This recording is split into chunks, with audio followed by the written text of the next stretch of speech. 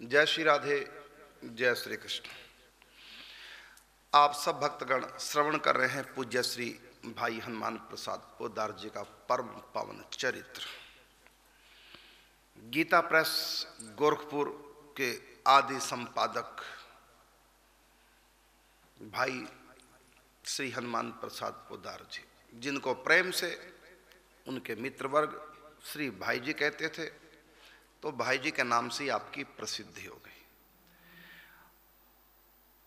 तो आपको भगवत दर्शन प्राप्त हुए जिन महान संत की कृपा से, वह हैं गीता प्रेस गोरखपुर के जो संस्थापक हैं, मालिक हैं, पूज्य सेठ श्री जयदयाल गोविंदका जी, जिनको सब भक्त सेठ जी कहते थे, क्योंकि आप जीवन भर बाहर से व्यापारी बन के रहे, सेठ ही कहलाए। भक्त संत कहलाना आपको अच्छा नहीं लगता था, तो आप परम सिद्ध संत सदगृहस्थ व्यापारी, लेकिन भगवत कृपा से आपको उनके दर्शन हुए और औरों को भी दर्शन करा दें, ये अधिकार आपको प्राप्त हुआ। तो आपकी कृपा से ही पूज्य भाई श्री हनुमान प्रसाद पोद्दार जी को जसीढ़ी में आपने दर्शन कराए, 2 बार जसीढ़ी में। उसके बाद जब वापिस आए भाई श्री हनुमान प्रसाद पोद्दार जी गोरखपुर में, वहाँ कांति बाबू के बगीचे में उनका उस समय ऑफिस था कल्याण पत्रिका का, गीता प्रेस का, तो वहाँ भी ठाकुर जी स्वयं आए 2 बार। ये कल चर्चा आप सुन रहे थे, पर भगवान ने कुछ बातें बताई जो कि आपने कल श्रवण की। आओ इसके आगे की कथा प्रारंभ करें। इससे पूर्व कुछ दानी सज्जनों की सूची है। उमेश गर्ग जी हैं मानसा से, 51,000 रुपया कुटिया की प्रथम किस्त आपकी आई है। सूची कौशिक जी हैं चूरू राजस्थान से। ये चूरू स्थान है जहाँ के पूज्य श्री सेठ जी हैं, इसी चूरू के, यही उनकी जन्मभूमि है। तो सूची कौशिक जी है चूरू राजस्थान से, 21,000 रुपये 1 गज भूमि की सेवा। प्रवीण भाई हीरालाल जी अहमदाबाद से, 21,000 रुपये 1 गज भूमि की सेवा। गुप्त दान दिल्ली से 11,000 रुपया भंडारे की सेवा। गुप्त दान दिल्ली से 11,000 रुपये संत भंडारे की सेवा। कुलदीप कुमार यमुनानगर से 11,000 रुपये संत सेवा। नूपुर सैनी मोहाली से, इनकी बहुत सेवा प्रति माह आती रहती हैं, 11,000 संत सेवा। कैलाश गुरुग्राम से 11,000 कुटिया की पहली किस्त। सुरेंद्र पाल दत्ता जी गुरुग्राम से 10,000 रुपये कुटिया की 8वीं किस्त। प्रवीण कुमार सिंह बलिया से 5,000 कुटिया की 5वीं किस्त। ताराचंद जी टोपरा कला से 5100 रुपये संत सेवा। मोहित चोपड़ा अंबाला से, इनकी भी लगभग प्रति माह सेवा आती रहती है, 5100 रुपये आपकी संत सेवा ही है। मुक्ता अग्रवाल जी हैं अमृतसर से, 5100 रुपये संतों की औषधि के लिए हॉस्पिटल में आपने सेवा दी है। हरिचंद टोपरा कला से 5100 रुपया ब्याहवाला कुंज एवं 5100 रुपया भंडारे की आपने सेवा दी है। एक गुप्त दान आया है 5,000 रुपये संत भंडारे की सेवा। जैसे कि आप सब जानते हैं, क्योंकि हमारे पास समय कम होता है, आधे घंटे में हमको चरित्र सुनाना होता है, इसलिए हम ज़्यादा कह नहीं पा रहे हैं, और कितने दिनों से मैंने कहा ही नहीं। बरसाना में 108 कुटिया महापुरुषों के लिए बन चुकी हैं, उसमें संत रहना प्रारंभ कर चुके हैं, और अब 108 कुटिया बन रही हैं वृंदावन में, वो महिला संतों के लिए। और मैं कहना चाहूँगा, कोई भी महिला संत वृंदावन से और किसी भी महीने की 25 तारीख को आकर के गोवर्धन राधा कृष्ण परिवार सेवा ट्रस्ट में अपना नामांकन कराएं और रजिस्ट्रेशन करा लें। जिसको भी कुटिया चाहिए, वो कोई भी संत, महिला संत, वृंदावन से ही नहीं, वृंदावन से बाहर की भी, जिनको अखंड ब्रजवास करना है, तो उनके लिए हमेशा के लिए उनको 1 कुटिया का दान होगा, और साथ में जीवन भर के लिए उनके भोजन की, वस्त्रों की व्यवस्था भी होगी, और बीमार पड़ गए तो उनके लिए दवाइयों की व्यवस्था भी होगी। तो वो किसी भी महीने की 25 तारीख को गोवर्धन, जो मुख्य हमारा हेड ऑफिस है राधा कृष्ण परिवार सेवा ट्रस्ट का, वहाँ जा कर के रजिस्ट्रेशन करा लें और आपका कार्ड बन जाएगा। कार्ड का नाम है सेवा सुख कार्ड। और यदि आपको कुटिया भी नहीं चाहिए, तब भी संत सेवा सुख कार्ड बनवा लें, क्योंकि कुटिया यदि नहीं चाहिए, भोजन चाहिए, वस्त्र चाहिए, दवाइयाँ चाहिए, अपना इलाज कराना हो, तो ये कार्ड बनवा लें। ये कार्ड को दिखा करके आप हॉस्पिटल में अपना फ्री में इलाज करा सकते हैं। यदि आपको वस्त्र चाहिए तो आपको निःशुल्क वस्त्र प्राप्त हो जाएंगे, और कुछ भी आपको कंबल चाहिए, जर्सी चाहिए, जूता चाहिए, छाता चाहिए, जुराबे चाहिए, ऊनी वस्त्र चाहिए, कंबल चाहिए, रजाई चाहिए, कुछ भी आपको चाहिए, बस कार्ड दिखाओ गोवर्धन में और अपनी सामग्री, जो भी जीवन उपयोगी सामग्री वो आप ले सकते हैं। व्यवस्था राधा कृष्ण परिवार सेवा ट्रस्ट में की जा रही है। 400 कार्ड बन चुके हैं, मतलब 400 संतों की दवाई, 400 संतों के लिए जो भी उनको वस्त्र, जूता, चप्पल आदि कुछ भी चाहिए, सब उनको निःशुल्क राधा कृष्ण परिवार सेवा ट्रस्ट से प्राप्त हो जाएंगे। वहाँ दुकान सजी है, कोई भी ब्रज का संत जाए और जीवन उपयोगी सामग्री ले आए, लेकिन मिलेगी कार्ड से। वो कार्ड निःशुल्क बन रहे हैं, तो जिनके कार्ड नहीं बने, 400 करीब कार्ड बन चुके हैं, और भी कोई संत अपना कार्ड बनवाना चाहता है, ब्रज का हो चाहे ब्रज से बाहर का, तो वो कार्ड बना सकता है। और जिनके कार्ड बन चुके हैं वो जब चाहें 108 कुटियों में आकर के जीवन भर के लिए कमरा ले सकते हैं। उनके लिए भोजन भी जीवन भर के लिए निःशुल्क होगा, और अपना भगवान का भजन करें। ये राधा कृष्ण परिवार सेवा ट्रस्ट भगवान शिव की कृपा से और संतों की कृपा से चल रही है। आप सबका शुभकामना हमारे साथ, आप लोग सहयोग करते हैं, उसी सहयोग से ये सेवाएं हो रही है। तो जो भी अपना कार्ड बनवा चाहे वो कार्ड बनवा लें। और जिन महिलाओं को पुरुषों के लिए 108 कुटिया बरसाने में बन चुकी है, अब महिलाओं के लिए बनने की तैयारी है। अभी सरकारी कागजात कुछ अधूरे और पूरे हो रहे हैं, और अभी इसी महीने की 22 फरवरी को इस दास का जब जन्मदिन था, तो उस दिन कुटियों का शिलान्यास हो चुका है, भूमि पूजन हो चुका है, और अब कुटिया बनी प्रारंभ हो जाएगी। बस थोड़ा सा देरी, हल्का सा कागजी कार्रवाई जैसी होती है, उसमें कुछ होता है कागजी कार्रवाई, और नक्शा पास वगैरह होता है, वो दे रखा है। बस आजकल कभी भी आ जाएगा, तुरंत कार्य प्रारंभ हो जाएगा। तो मैं फिर एक बार कहूँगा, महिलाएं संत जो वृंदावन में, यदि रहने की व्यवस्था नहीं, भोजन की व्यवस्था नहीं, वस्त्रों की व्यवस्था नहीं, आपके पास ढंग से जीवन उपयोगी सामग्री नहीं है, तो आप ये कार्ड बनवा लें। जीवन भर के लिए आपको ये सारी चीज़ें निःशुल्क मिलेगी, और आप प्रेम से बस बैठ के भजन करें। कोई चिंता अपने जीने के लिए, वस्त्रों की, भोजन की, कुटिया की, बिल भरने की, दवाइयों की कोई चिंता करने की आवश्यकता नहीं। संसार का आश्रय छोड़िए, भगवान का आश्रय लीजिए। ये ट्रस्ट भगवान के द्वारा बनाई हुई है, और ठाकुर जी अपने संतों की संभाल इस ट्रस्ट के माध्यम से कर रहे हैं। और मैं ये भी कहना चाहूँगा कि जो भी इस समय मुझको टीवी के माध्यम से श्रवण कर रहे हैं, वो भी इस ट्रस्ट में अपना सहयोग देकर के प्रभु एवं संतों की कृपा का भाजन बन सकते हैं। टीवी के नीचे स्क्रॉल में जो नंबर फ्लैश हो रहे हैं, व्हाट्सएप नंबर है, इन नंबरों पे आप संपर्क करें, बैंक की डिटेल मंगाएं, और ऑनलाइन भी आप सेवा राशि जमा करा सकते हैं। मैं इस समय वृंदावन में हूँ, यहाँ पर ऑफिस बन चुका है, यहीं सत्संग भवन भी बन चुका है, यहीं से मैं इस समय कार्यक्रम कर रहा हूँ। भाई जी का पावन चरित्र यहीं से हो रहा है।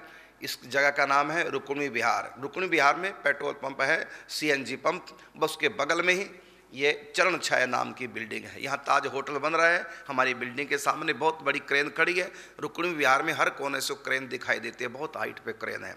बस ताज होटल जो बन रहा है उसकी जिस साइड में वो क्रेन खड़ी है, उसी साइड में जो आपको बिल्डिंग दिखाई देगी, उसी का नाम है चरण छाया। यहाँ सत्संग भवन में मैं इस समय बैठा आप लोगों के लिए कार्यक्रम दे रहा हूँ प्रभु कृपा से। तो एक बार फिर कहना चाहूँगा, टीवी के नीचे स्क्रॉल में नंबर फ्लैश हो रहे हैं, इन नंबरों पे संपर्क करके आप बैंक की डिटेल मंगा सकते हैं, ऑनलाइन सेवा राशि जमा करा सकते हैं। आओ अब प्रवेश करते हैं भाई जी के परम पावन चरित्र में। तो कल जैसे कि आपने श्रवण किया, भाई जी को कांति बाबू के बगीचे में बैठे भगवान आए और कुछ बातें बताई। भाई जी ने जो जो पूछा, और वो सारी बातें लिख करके अपने गुरु जिनकी कृपा से भगवान नारायण के प्रथम बार और द्वितीय बार दर्शन हुए, अब तो भगवान 2 बार और आ चुके हैं। तो स्वयं जाते समय ठाकुर जी कह गए थे कि मुझको कुछ बातें तुमसे करनी थी, इसलिए मैं बिना बुलाए तुम्हारे पास 2 बार आ गया हूँ, और 2 बार सेठ जी कृपा से अब 2 बार मैं आ गया हूँ। इसके बाद मैं बिना बुलाए नहीं आऊँगा। हाँ, जब भी तुम बुलाओगे तभी मैं आ जाऊँगा, जो पूछना चाहो पूछ सकते हो। तो इस प्रकार कहकर भगवान अंतर्ध्यान हो गए, और सारी बातें सेठ जी को लिखी कि आपकी कृपा से 2 बार वहाँ दर्शन हुए, और 2 बार यहाँ भी गोरखपुर आने के बाद भी मुझको भगवान के दर्शन हुए, और ये बातें मेरी भगवान से हुई हैं। और सारी बातें गुरु को उन्होंने पत्र में लिख दी, वो पत्र पढ़ करके आपको सुनाया। इसके आगे की घटना, भाई जी की धर्म पत्नी रामदेवी बाई जब रत्नगढ़ से, पैतृक गांव है भाई जी का रत्नगढ़, छोटा सा शहर है, चूरू के पास ही रत्नगढ़ राजस्थान का। तो जब पूज्य भाई जी की धर्म पत्नी रामदेवी बाई जब रत्नगढ़ से गोरखपुर पहुंची तो भाई जी को भगवान विष्णु के साक्षात दर्शनों की सारी बातें उन्होंने सुनी। गोरखपुर में आकर के वे सोचती कि भगवान के साक्षात दर्शनों के बाद तो वह व्यक्ति संसार को भूल जाता है, उसे भगवान के अलावा किसी से कुछ मतलब नहीं रहता, अतः अब मेरे जीवन का क्या होगा। पूज्य भाई जी की धर्म पत्नी रामदेवी को जब पता चलता है कि मेरे पति को साक्षात भगवान के दर्शन हो चुके हैं तो उसको लगा कि अब तो उनको दर्शन हो गए हैं, जिनको दर्शन हो जाते हो तो फिर संसार में उनका कहीं मन नहीं रहता, मैं तो फिर अकेली पड़ गई, मैं तो अकेली हो गई। और उस समय कोई संतान भी नहीं थी, एक पुत्र हुआ था, उसे छोड़ चुका था, अब तो मैं अकेली पड़ गई हूँ, मेरे जीवन का क्या होगा, ये तो भगवान की मस्ती में अकेले रहा करेंगे। उसको लगा कि जिनको भगवान के दर्शन हो जाते हैं वो दुनिया से कोई मतलब ही नहीं रखते, तो मेरा तो सुहाग का सुख समाप्त हो गया, ऐसा माता के मन में हुआ। कभी कभी उन्हें सूनापन सा लगता और आंखों में आंसू भी आ जाते। एक दिन उन्हें रोते देखकर भाई जी ने पूछा, तुम क्यों रोती हो, क्या बात हुई? उत्तर दिया, रोऊं नहीं तो क्या हंसूं, आपको भगवान के साक्षात दर्शन हो गए हैं पर मेरा संसार तो समाप्त हो गया। भाई जी ने मुस्कुराते हुए कहा, अरे मैं तो तेरे लिए वही हूं जैसा पहले था। इतना कहकर भाई जी ने उनके सर पर अपना हाथ रख दिया। उसी समय एक विलक्षण चमत्कार हुआ कि उन्हें चतुर्भुज भगवान श्री विष्णु के दर्शन होने लगे। पूज्य भाई जी की धर्म पत्नी को जो ही भाई जी ने उनके सर पे हाथ रखा तुरंत उनके भगवान के दर्शन होने लगे। इतना ही नहीं, लगातार कई महीने तक यह क्रम चालू रहा। चलते फिरते घर का काम करते हुए उसी रूप में दर्शन होते रहते, बाद में फिर बंद हो गए थे। कई महीने तक उनको भगवान के दर्शन ही होते रहे, जब चाहे भगवान उनके सामने आ जाए, दिन में कितनी बार। ये चमत्कार उनकी धर्म पत्नी के साथ, और उनकी धर्म पत्नी को भगवान नारायण के नहीं, एक बार वो काशी गई, वो भी घटना हम आपको सुना रहे हैं। इसी तरह एक बार वे भाई जी के साथ काशी गई थी। स्नान आदि के बाद भाई जी तो कल्याण के प्रूफ देखने लग गए। स्नान करके नित्य नेम करके कल्याण के प्रूफ देख रहे थे पत्रिका में छपाने के लिए। उन्होंने भाई जी से कहा कि बाबा विश्वनाथ और मैया अन्नपूर्णा के दर्शन करा दीजिए, अर्थात मेरे संग चलिए मंदिर तक। भाई जी ने उत्तर दिया, मुझे अभी जरूरी प्रूफ देखने हैं, अतः मैं तो कहीं नहीं जाऊंगा। एक बार कहने पर भी जब भाई जी ने स्वीकार नहीं किया तो वे उदास होकर के कमरे में चली गई। मन में कहने लगी कि यहाँ आकर भी दर्शन नहीं कर सकी। इतने में बाबा विश्वनाथ और मैया अन्नपूर्णा उनके सामने साक्षात प्रकट हो गए और बोले, तुम उदास क्यों हो रही हो, तुम हमारे दर्शन ही तो करना चाहती थी, अब कर लो। इस तरह दर्शन देके थोड़ी देर बाद अन्नपूर्णा माता और भगवान शिव अंतर्धान हो गए।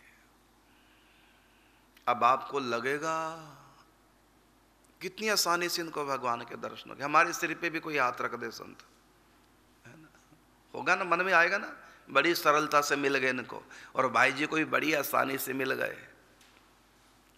हमको भी कोई जयदयाल गोंदका जी मिल जाए तो मैं कहना चाहूँगा, पूज्य सेठ श्री जयदयाल गोंदका जी भाई जी को ही नहीं मिले, 20 आदमी और भी उस समय साथ थे, उनको क्यों नहीं दर्शन हुए?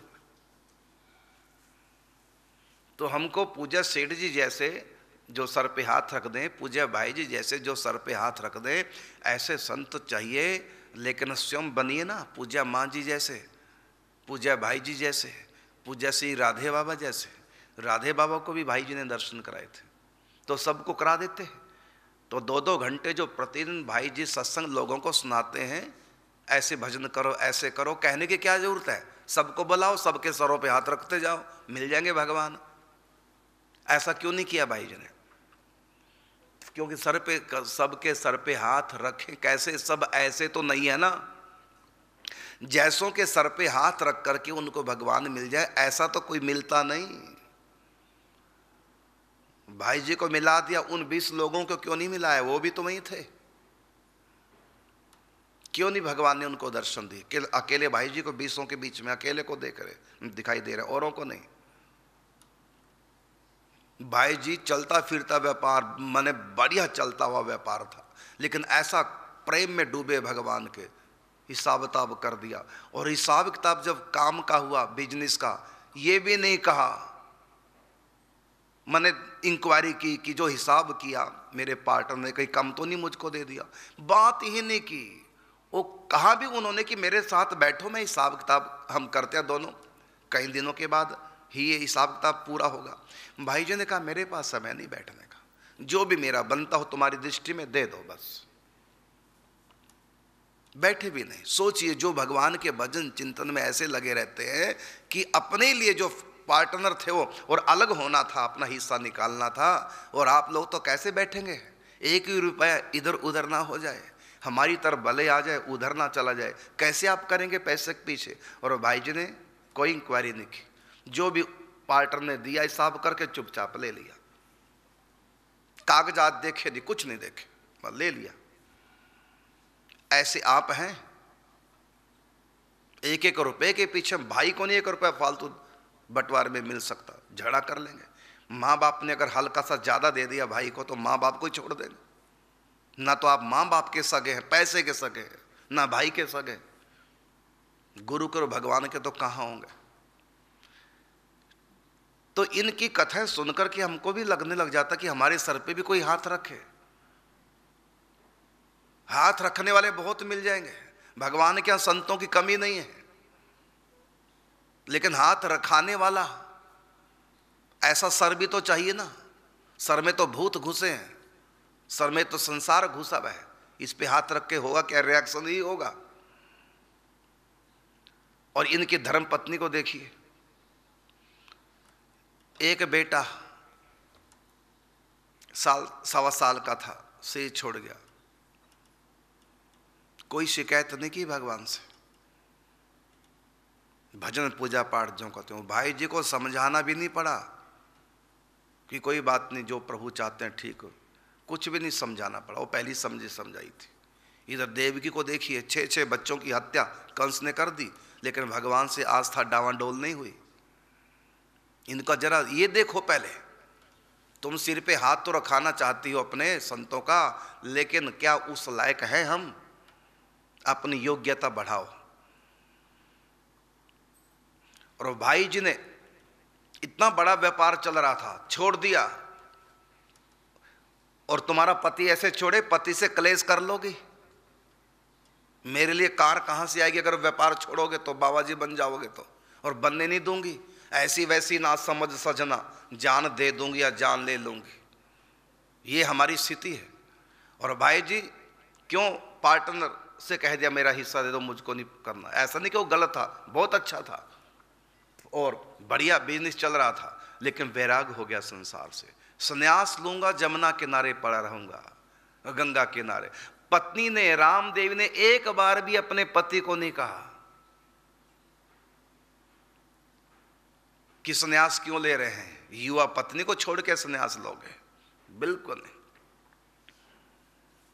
भाई जी ने कहा तुमको भी संग रखूंगा, भले संग रख ले, जब संन्यास ले लेंगे तो पत्नी मां के समान हो जाती है सन्यासी के लिए।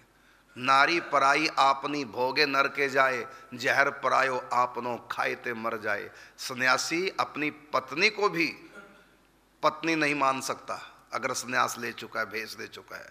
नारी पराई आपनी, अपनी स्त्री भी पराई जैसी हो जाती है सन्यास लेने के बाद। और भाई जी सन्यास लेना चाह रहे हैं तो नारी पराई आपनी और भोगे नर के जाए। अपनी पत्नी भी क्यों ना हो सन्यासी की, संबंध नहीं कर सकता। क्यों?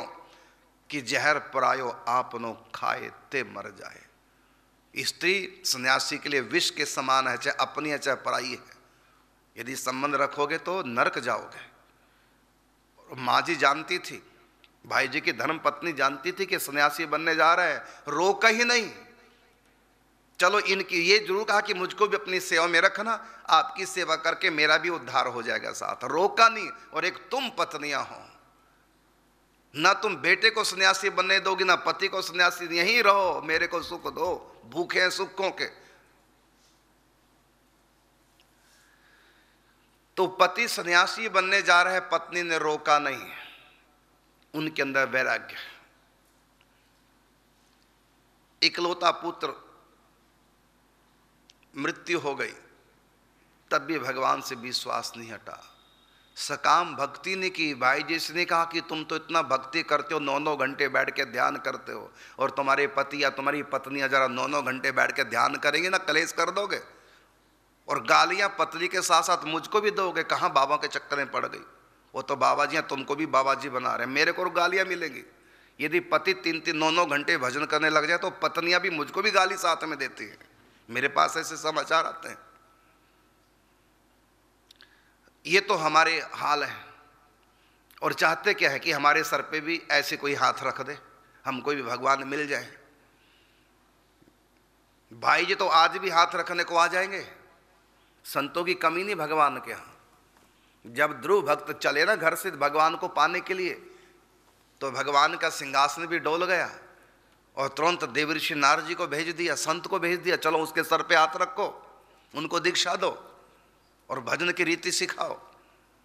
आगे ना नारद जी, तो ध्रुव भक्त तो नारद जी के पास नहीं गए थे, भगवान की कृपा से मिल गए संत। इसी प्रकार तुम भी जब अधिकारी हो गए तो संत अपने आप ही कृपा करेंगे। चाहे तुम जंगल में बैठे हो, कोई भी वहां आसपास नहीं, वहां भी भगवान संतों को भेज देंगे। भजन करे पाताल में प्रगट होत आकाश, दाबी दूबी न दबे कस्तूरी की बास।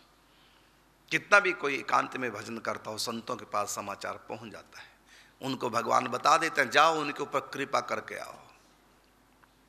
ये होता है। तो यहां पर आपको लगा कि ये क्या, पत्नी के सिर पे हाथ रखा, भगवान मिल गया। हाय, हमको भी भाई जी जैसे कोई मिले, हमारे सर पे हाथ कोई रख दे। हाथ रखने से भगवान मिल जाते हैं, तो भाई जी सबके ऊपर हाथ रख देते। ये 3-3 घंटे सत्संग ना कराते, अखंड कीर्तन ना कराते लोगों से, बल्कि सबको बुलाते, सबके सिरों पे हाथ रखते, सबको भगवान से मिला देते। हाथ रखने से भगवान नहीं मिलते। योग्य बिजली के करंट से बल्ब नहीं जगेगा जब तक तुम्हारा अर्थ नहीं होगा। अर्थ की तार भी जरूरी है। यदि अर्थ की तार नहीं, केवल करंट की तार है, तो बिजली और बल्ब नहीं जगेगा, प्रकाश नहीं होगा। तो संत की कृपा है, ये बिजली की तार, करंट की तार, करंट, और तुम्हारा पुरुषार्थ, तुम्हारी मेहनत, तुम्हारा पुरुषार्थ है अर्थ की तार। अब तुम कृपा तो चाहते हो, करंट तो चाहते हो, लेकिन अर्थ भी तो हो ना, पुरुषार्थ भी तो हो। इसलिए सत्संग सुन, भाई जी सुनाते हैं सबको कि सत्संग सुन सुन के लगन लगे। और फिर इच्छा हुई माता अन्नपूर्णा के भगवान के दर्शन हो। अब नहीं पति के पास समय, पूर्व चाय करने में लगे, दुखी हो गई कि मैं दर्शन नहीं कर पाऊंगी। काशी में आई क्योंकि अकेली जा नहीं सकती,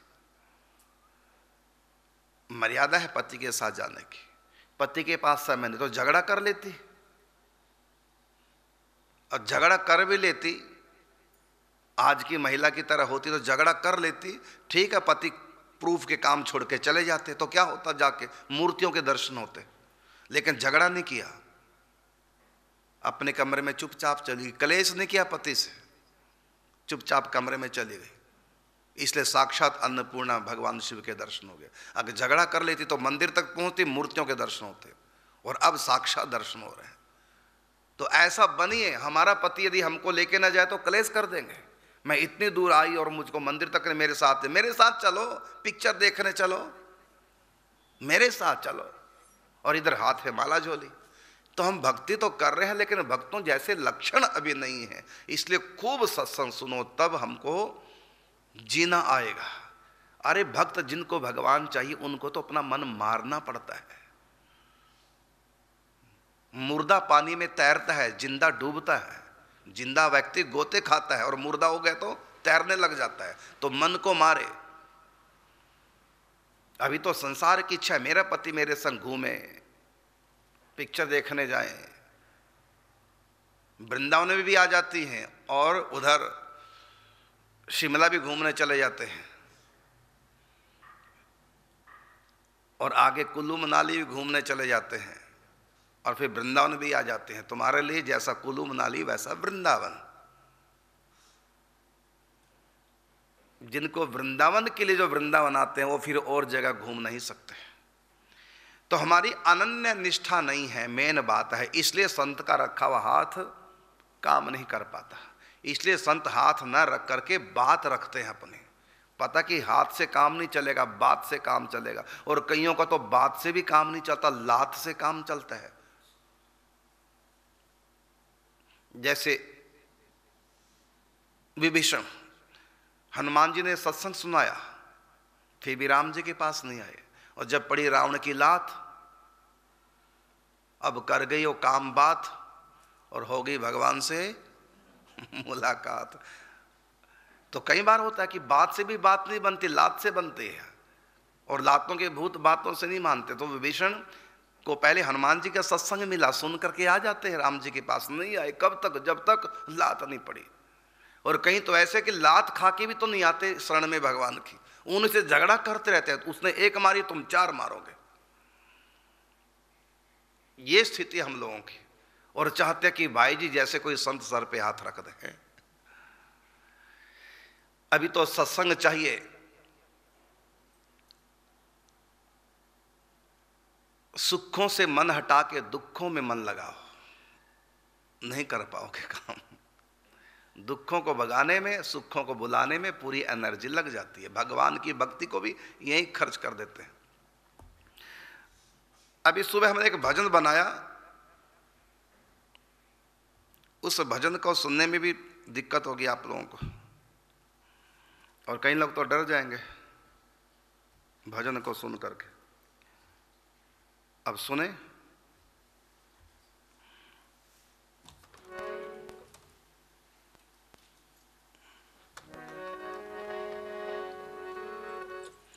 ढोल के बजाने की जरूरत नहीं, ऐसे गाएंगे।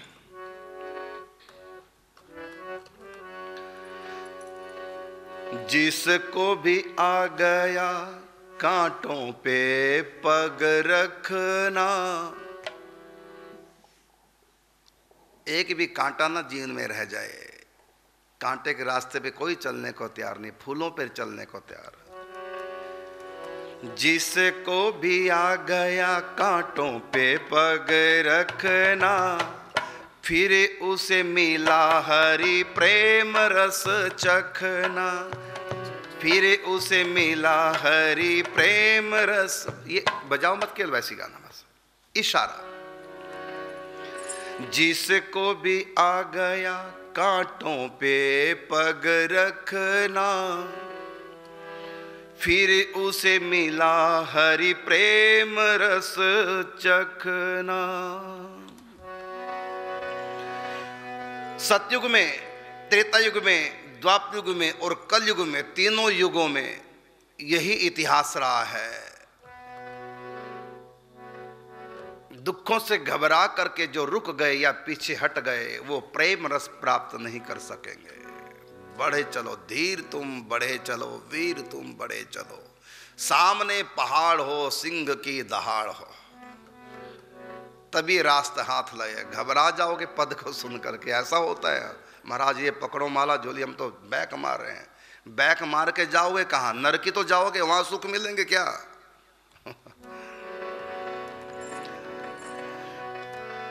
हुए प्रहलाद भगत महाज्ञानी, उसने भी हरि रस पीने की ठानी।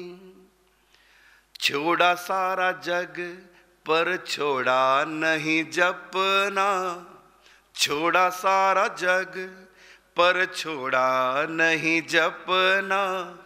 फिर उसे मिला हरि प्रेम रस चखना।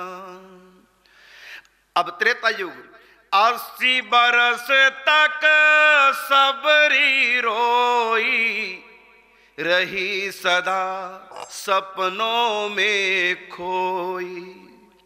आए आए जब राम घटी, आए जब राम घटी है तब घटना, फिर उसे मिला हरि प्रेम रस चखना। द्वापर युग में कृष्ण कृष्ण संग थी जिनकी यारी, भूखे रहे पर हिम्मत न हारी। कृष्ण संग थी जिनकी यारी, भूखे रहे ना हिम्मत हारी। दुखों में सीख लिया था जब हंसना, उसने भी हरि रस, फिर उसे मिला हरि प्रेम रस चखना। और कलयुग में मीरा थी महलों की रानी, बैरागिन भई प्रेम दीवानी। उसको भी पड़ा जग दुखों में तपना, फिर उसे मिला हरि प्रेम रस चखना। जिसको भी आ गया कांटों पे पग रखना, फिर उसे मिला हरि प्रेम रस चखना। दुखों का भय ना हो, सुखों का लोभ ना हो, ये तभी संभव जब हम अपने मन को मार लेते हैं। इस मरे हुए मन पर जब संत का हाथ पड़ता है तो उसको भगवत प्रेम प्राप्त हो जाता, तब वो इस रस को चखता है। हमें हाथ रखने वाला तो चाहिए, लेकिन हम ऐसे बनना नहीं चाहते, इसलिए खाली ही रहते हैं। समय हो चुका, अब आपको मिलेंगे फिर कल, तब तक के लिए चाहेंगे आपसे अनुमति। जय श्री राधे, जय श्री कृष्ण।